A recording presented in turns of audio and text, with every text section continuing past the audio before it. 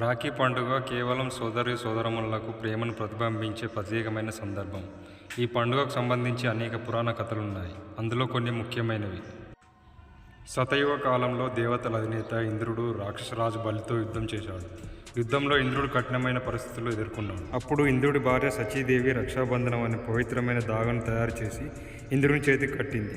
ఈ దారం శక్తిని ధైర్యాన్ని ఇస్తుందని విశ్వసించారు.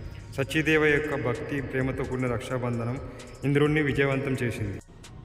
అలాగే యముడు మరియు యమున మృత్యుదేవత తన చెల్లెలు యమునకు సంవత్సరాలుగా దర్శనం ఇవ్వలేదు. యమున తన అన్నను కలవాలని కోరుతూ చాలాసార్లు ఆహ్వానించింది. చివరకు యముడు తన చెల్లెలను కలుసుకోవడానికి వచ్చాడు. ఆ సమయంలో యమున యముడికి రాఖీ కట్టి భోజనం పెట్టింది. ఆ చెల్లెల ప్రేమతో యముడు ఎంతో సంతోషించి ఆమెకు చిరంజీవి వారస్ అమరత్వం ఇచ్చాడు. అప్పటి నుంచి ప్రతి ఏడాది ఈ రోజున రాఖీ కట్టి సోదరుల ప్రేమను జరుపుకోవడం సాంప్రదాయంగా మారింది. అలాగే మరొక కథ శ్రీకృష్ణుడు మరియు ద్రౌపది. మహాభారతంలో శ్రీకృష్ణుడు శిశుపాలుని వధ చేసినప్పుడు తన గాయంతో రక్తం కారడం మొదలైంది. అప్పుడు ద్రౌపది తన చీర నుండి చిన్న భాగాన్ని చించి శ్రీకృష్ణుడి గాయాన్ని కట్టింది.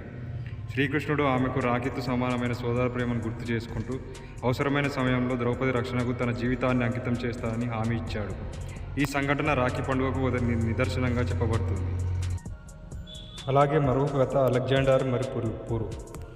అలెగ్జాండర్ భారతదేశం మీద దండయాత్ర చేసినప్పుడు అతని భార్య ఒక భారతీయ రాజు అయిన పురును రాఖీ కట్టింది.